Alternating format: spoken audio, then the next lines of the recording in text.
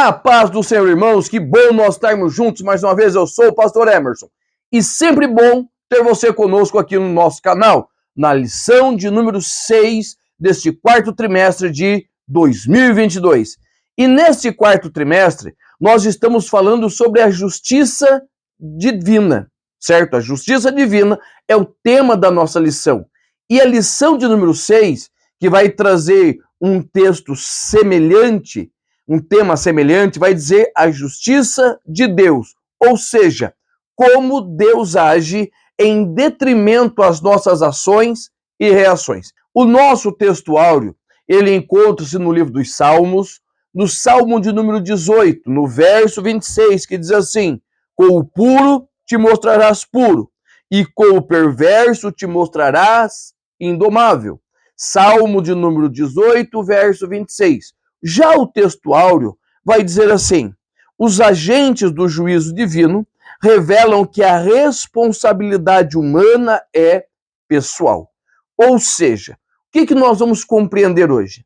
Que o Senhor Deus, sendo um justo juiz, veja bem, um justo juiz, aquele que executa as sentenças com justiça, ele não pende para um lado nem para o outro. Ele não toma o inocente por culpado e nem o culpado por inocente. Então nós vamos compreender como Deus age em relação aos seus, em relação ao mundo e em relação aos seus que estão se afastando dele para se aproximar do mundo. Fique conosco e nós já vamos entrar aí no nosso tópico de número 1. Mas antes de entrarmos no tópico 1, deixa eu fazer um pedido para você. Se inscreva no nosso canal. Você que é a primeira vez, seja bem-vindo, certo? Seja bem-vindo à nossa família da Escola Bíblica Online, onde nós estamos fazendo o quê? Preparando professores para trabalhar na seara do mestre. E para mim, numa das áreas mais difíceis, que é a área do ensino. Então, esteja conosco toda semana. Nós temos vídeo novo aqui no canal, comentando as lições da Escola Bíblica Dominical. Então se inscreva, deixe o seu comentário, deixe o seu like aí. É sempre bom ter você conosco. E cada vez que você comenta, cada vez que você se inscreve, você está dizendo assim para o YouTube, ó, manda para mais pessoas, que eu recomendo o que ele está falando. Então nos ajude a crescer no YouTube. Também nós temos a nossa página, o nosso perfil no Instagram. Lá no Instagram, nós tratamos de como o professor pode melhorar a sua aula. Nós temos ali muitos vídeos, posts, que nós vamos falando sobre como preparar e ministrar uma boa aula na sua escola dominical. O nosso primeiro tópico, ele tem o seguinte tema: sobre a identificação do juízo divino.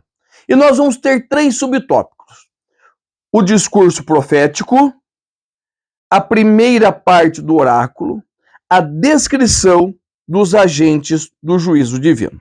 Olha só, o nosso primeiro subtópico diz o discurso profético. Quando Ezequiel ele começa a falar de sua profecia, ele vai começar com aquela sentença clássica: assim diz o Senhor falou comigo. Para quê? Para trazer a chancela divina para a palavra que ele está dizendo, porque a palavra não é dele. E qual é a ideia de Ezequiel? É levar para o povo que está cativo, certo? Que está iniciando o seu cativeiro na Babilônia, certo? Lembrá-los que tudo o que está acontecendo ali é fruto de algo que eles têm semeado, tá? Nós precisamos deixar bem claro, e quando você for falar para os seus alunos, explique para eles que a lei da semeadura e da colheita é uma lei bíblica. Tudo aquilo que nós plantamos, nós iremos colher. Não tem como você plantar um pé de figo, uma figueira, e colher dele abacate. Por quê? As semeaduras são diferentes, as sementes são diferentes. Então, nesse discurso profético, o que Ezequiel está deixando claro? Que nós precisamos compreender que, primeiro, Deus, ele sempre entrará em juízo com aqueles que se rebelam. Como que eu posso provar isso? Volta a sua Bíblia para Gênesis capítulo 6, E você vai ver Deus se levantando e falando contra quem? Contra a terra. A terra que ele havia formada há coisa de 1000 e poucos anos atrás, certo? A terra que estava vindo num processo de degeneração moral e espiritual, até que chega em Gênesis 6. Deus vai dizer assim, olha, eu me arrependo de ter colocado o homem aqui, ou seja, o meu coração dói pelaquilo que o homem fez. Então o que eu vou fazer? Eu vou destruir a terra. Só que antes de destruir a terra, eu vou preparar um escape. Vou preparar o quê? Uma arca. Deus prepara a arca, Deus chama um homem, né, capacitado para construir essa arca, e a ordem dele é: prega a arca, constrói a arca. E neste processo de construção, Noé ia fazendo o quê? Ele ia avisando as pessoas do juízo que viria. Ou seja, com Deus ninguém é pego de surpresa. O texto que nós temos aqui na lição de Amós vai dizer assim: bramará o leão, quem não ouvirá? Deus não fará coisa alguma sem antes falar com seus servos, os profetas. Ou seja, toda a ação de Deus é uma ação premeditada. Por que a justiça de Deus é mais certeira que a nossa? Porque nós reagimos de acordo com as ações que as pessoas têm para conosco. Se a pessoa te abraça, você te abraça. Se a pessoa se afasta, você se afasta. Agora Deus não. Deus ele vai avisando, fala, olha, eu quero te abraçar, olha, eu quero abençoar a sua casa, olha, eu quero abençoar a sua família. Mas se a pessoa for se afastando e for deixando Deus de lado, o que acontece? Automaticamente ele vai avisar, falou, ó, eu vou me afastar, eu vou deixar vocês. Olha, se você continuar nesse caminho, você vai continuar sozinho, porque eu vou sair, tá? Então, o discurso profético aqui fala exatamente da mensagem de Deus, esta mensagem de arrependimento, esta mensagem de pregação poderosa da palavra, tá? Que vai dizer, que vai anunciar que Deus quer mudar a vida do homem, quer mudar a vida da mulher. Só que muitas vezes o homem e a mulher, eles estão tão presos ao seu pecado que eles nem veem que Deus está se afastando deles. Aí nós já entramos no subtópico 2. Por quê? Porque a primeira parte de Ezequiel 14, do texto que nós temos para estudo de hoje, nós vamos encontrar o quê? Deus falando de uma forma geral, Deus falando de uma nação. Ah, se uma nação pecar. Isto daí traz uma abrangência muito ampla, certo?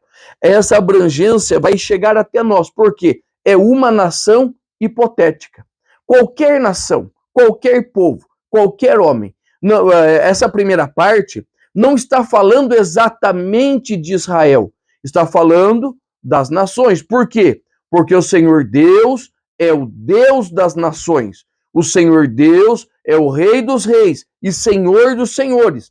A ideia de Deus, né, de Deus, de uma forma geral, daquela época era o seguinte: cada nação tinha o seu Deus, ou seja, o seu Deus tinha um domínio geográfico. E ele só operaria dentro desses domínios. Agora o Senhor Deus está dizendo, falou, não, eu não sou assim. Eu sou o Deus das nações. Eu sou o Deus, o Senhor de toda a terra. Lembra o que Deus falou para Moisés? Lá em Deuteronômio, quando Deus está preparando para expulsar as nações, Deus disse assim, falou, ó, eu não vou expulsar tudo de uma vez só, certo? Por quê? Porque a medida deles ainda não encheu, mas conforme for enchendo, eu vou expulsando eles da terra, tá? Para que vocês possam tomar posse daquilo que é de vocês. Ou seja, Deus tem uma medida para o pecado. Se nós voltarmos em Gênesis 6, a Bíblia vai dizer que o pecado dos homens cheirava mal diante das narinas de Deus. Ou seja, o cheiro era tão desagradável, certo? Mas o Senhor esperou que se completasse aquela medida. Então, quando nós olhamos para a primeira parte do texto que nós estamos utilizando, nós vamos ver que Deus ele conhecia os pecados não só de Israel, mas de todas as nações. A rebelião não só de Israel, mas de todas as nações. Ou seja, todas as nações estão debaixo das mãos potentes do Senhor. E é isso que nós precisamos levar em conta e entender para a nossa vida. Que o Senhor, ele conhece todas as situações. Nada passa despercebido diante do Senhor. E o Senhor vai dizer que ele tem as suas formas de julgar o seu povo, tá? E nós vamos ver aqui que vai ser colocada a questão da falta de chuva, da falta de fertilidade, das pragas que vêm. Isso é muito sério. Por quê? Porque muitas vezes, nós estamos sofrendo e nós estamos achando que a culpa é do governo, a culpa é disso, a culpa é daquilo. Tá? Mas se você for lá para o livro do profeta Ageu, Deus vai dizer para o povo que já voltou do cativeiro, falou, ó, sabe por que vocês estão sofrendo? Porque vocês deixaram a minha casa de lado e vocês começaram a pensar só em vocês. A minha casa foi abandonada, mas vocês pensam no que é de vocês. E sabe o que está acontecendo? Vocês estão produzindo muito, existe uma grande produção, mas está tudo dentro de um saco furado, certo? Da mesma forma que entra, sai. Então, a ideia do Senhor é exatamente essa, que ele tem a forma de tratar com cada um e em cada tempo. No período de Ezequiel, ele trouxe fome, ele trouxe peste, ele trouxe espada. No nosso tempo, e é isso que nós precisamos como professor fazer, é contextualizar para os nossos alunos, trazer para o nosso tempo. Porque muitas vezes o teu aluno, o meu aluno, ele tem dificuldade de imaginar o que é uma guerra à espada, as pestes. Mas se você trouxer para a escassez, os problemas que nós enfrentamos hoje, fica mais fácil de assimilar. Então a ideia aqui é mostrar para o teu aluno, mostrar para você, que as adversidades muitas vezes são levantadas pelo Senhor para quê? Para trazer juízo sobre a terra. Está entendendo? Para que trazer juízo sobre o pecado que os homens estão cometendo. Ou seja, o Senhor é o Senhor de toda a terra e ele não trata o culpado por inocente. E aí nós já vamos entrando no nosso tópico 2. Você já fez a tua inscrição? Escreve aí no canal, certo? Dá um pulinho lá no nosso Instagram, né? @PREmersonSantos. Vai lá no Instagram, conhece nosso trabalho ali, certo? Já começa a nos seguir também, porque nós sempre temos material novo, tem muita coisa boa lá no Instagram também. E no subtópico 2, nós vamos ter um texto diferente. O tema diz assim, sobre a petição que Deus não atende. Veja bem, a petição que Deus não atende. E nós vamos ter aqui, né, mais 3 subtópicos. Exemplo de intercessão pelo pecador, um castigo inevitável, quando Deus não atende a oração intercessória de um justo. Vamos começar pelo final para nós entendermos, né, por que desse tema, quando Deus não atende. Que na ideia do povo de Israel, certo, daquela época, que tudo que fosse pedido por um justo, o Senhor atenderia, certo? Ou seja, existe uma pessoa justa, um santo homem de Deus, uma santa mulher de Deus, você apresentaria a ele a sua causa e ele intercederia por você diante de Deus. Era mais ou menos a questão do sacerdote, tá? Então Israel tinha muito essa ideia de usar a terceirização, né? Ele levava para outro os seus problemas, suas dificuldades, e esse outro colocava diante de Deus, tá? E principalmente eles que tinham o templo. E na imaginação deles era o seguinte, o templo nunca seria destruído, porque o templo é a casa de Deus. Deus habita no templo. Deus mora no templo, tá? Então, Deus não vai permitir que sua casa seja destruída. E aí que eles vão se enganar. Por quê? Porque, primeiro, os santos homens de Deus, profetas, mulheres de Deus, já falaram a palavra de Deus. E o que acontece? Israel não ouviu. Israel não deu a atenção à palavra do Senhor que lhe era devida. Tá? Por que eles estão nesse período de castigo?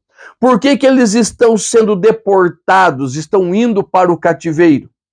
Exatamente por não obedecerem à palavra de Deus, por não viverem a palavra de Deus como deveriam, certo? Obedecendo os mandamentos, as leis, vivendo em sinceridade de coração.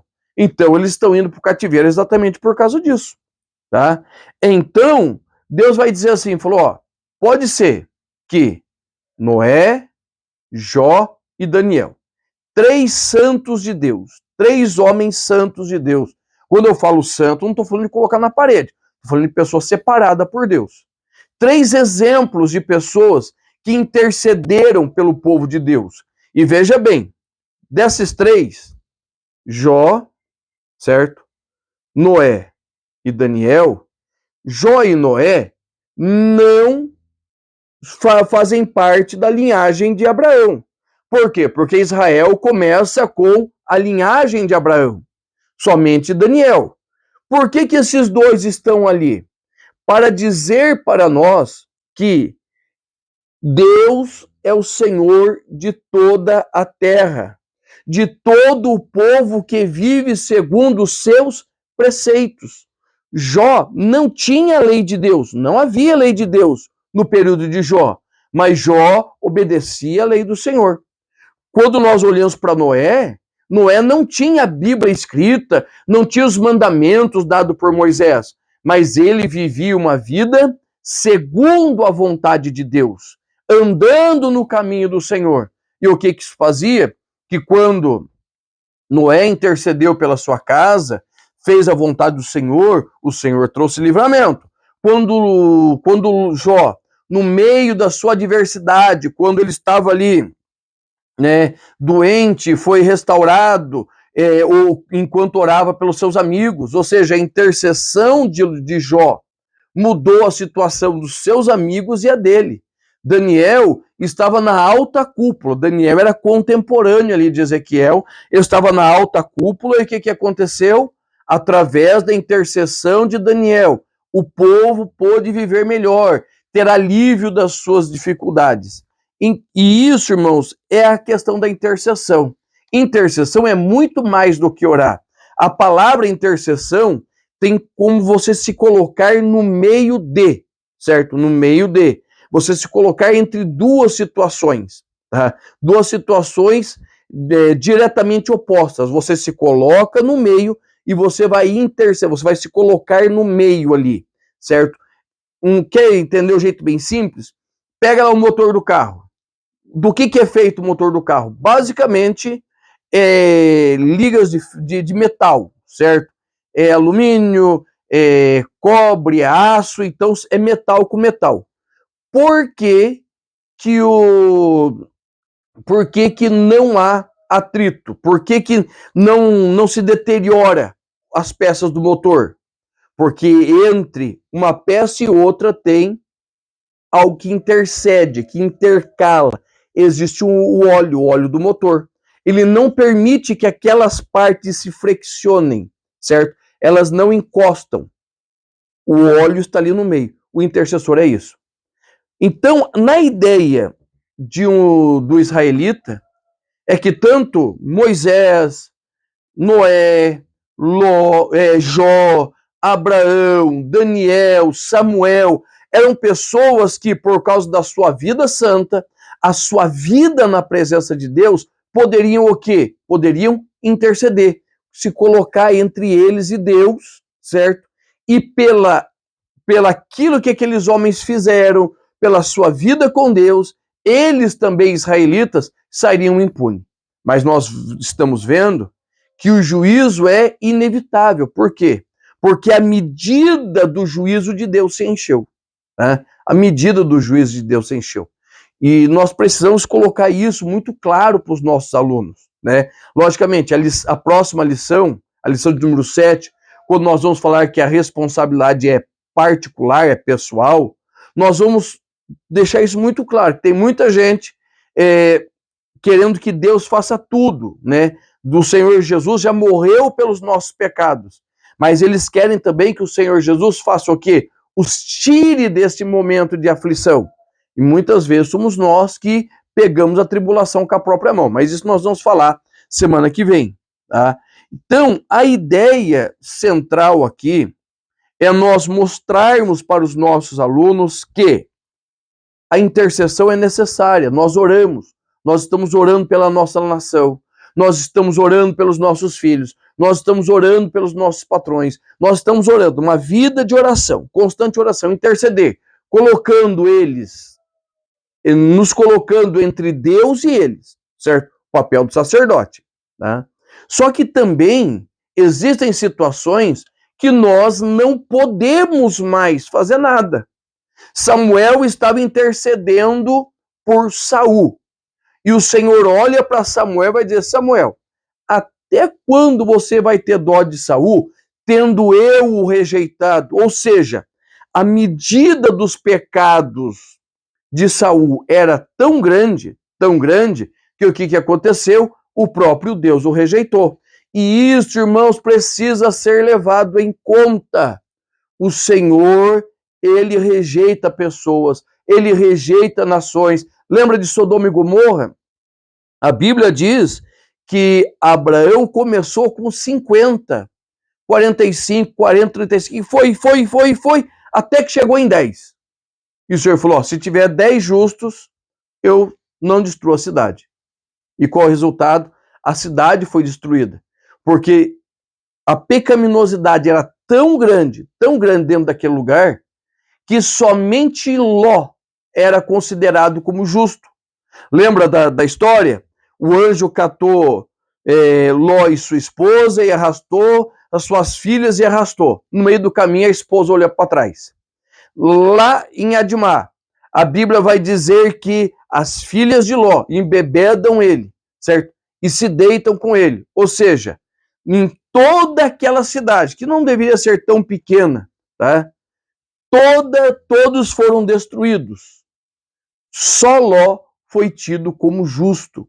Tá? Então, irmãos, nós precisamos compreender isso. Que por a intercessão, nós vamos colocar diante de Deus. Nós vamos colocar as situações diante de Deus. Mas existem situações que o Senhor não retira a sua mão. Por quê? Porque é da vontade do Senhor trazer juízo e castigo para que o povo acorde, para que o povo se desperte. Tá? A palavra de Deus vai dizer inúmeras vezes em Provérbios que é para nós não retirarmos a vara da criança, certo? De vez em quando fustigar, ou seja, dar umas varadinhas na bunda, na perna das crianças, tem bastante carne ali, é para isso, não é nas costas, na cabeça, não, é ali na bundinha, nas perninhas, entendeu? Para quê? Para que a criança se desperte dos seus erros. Tá? E muitas vezes o Senhor faz isso conosco também. E aí, irmãos, nós já engatamos no subtópico 3, sobre a intercessão de Noé, Daniel e Jó, certo? Por que Deus rejeitou Ezequiel? Exatamente pela mesma forma que o povo rejeita a palavra nos dias de hoje. Paulo vai dizer a Timóteo que nos últimos dias os homens fazeriam o quê? Eles teriam comichão nos ouvidos e não ouviriam a santa palavra. Eles iriam ouvir o quê? Aquilo que lhes agrada. Tá? E isso é um reflexo da nossa situação hoje, da situação de Israel na época de Abraão, de Israel na época de Moisés, na época de Josué, na época do juiz, de Samuel, dos reis. Eles faziam o que lhes agradava. Tá? Então, por que rejeitaram Ezequiel? Porque a mensagem de Ezequiel era uma mensagem de conserto. E eles criam que Deus não falaria desse jeito. Eles criam que Deus não destruiria o templo, como Ezequiel e Jeremias estavam dizendo. Tá? Então, primeiro, eles não falaram o que lhes era agradável. Segundo, mesmo que Noé, Daniel e Jó, sendo santos homens de Deus, A Bíblia vai deixar bem clara, o Senhor vai dizer, ó, mesmo que estivesse lá, Ló, Jó, Daniel e Noé, eles salvariam apenas as suas almas. Não seria como no tempo deles que eles salvaram, retiraram uma multidão de pessoas da situação de perigo. Eles tirariam apenas a sua vida. Por quê? Porque todo mundo estava condenado. Vamos voltar lá a Sodoma e Gomorra. Tá? Toda aquela geração foi condenada. Por quê? Porque eles não estavam andando de acordo com o Senhor. Somente Ló foi retirado e tido no Novo Testamento como justo. Tá? Então, irmãos, nós precisamos ter isso em mente. Nós precisamos colocar isso para os nossos alunos. Por quê? Porque hoje nós temos uma noção de justiça de Deus, é que Deus vai dar tudo aquilo que nós queremos. Nós confundimos a justiça com a bondade e a misericórdia de Deus. O que as pessoas não entendem é que em Deus é tudo equilibrado. Justiça, amor, bondade, misericórdia, tem tudo à mesma altura, certo? Não tem um que seja mais, Deus é mais amor do que justiça, não. O amor de Deus está ligado à sua justiça, certo? O amor de Deus está ligado à sua misericórdia, ok? Então nós olhamos isso e nós precisamos colocar isso para a nossa geração. Por quê? A nossa geração é uma geração tendenciosa a simplesmente a olhar para o que lhe agrada. E muitas vezes, para nós podermos escapar-nos do juízo divino, nós precisamos tomar decisões espirituais. As decisões que estes homens de Deus tomaram de massacrar a sua vida, a sua carne, em benefício à obra de Deus. Tá bom? Deus te abençoe. Espero ter cooperado com você, ter te ajudado na sua aula. E eu te espero semana que vem, na lição de número 7.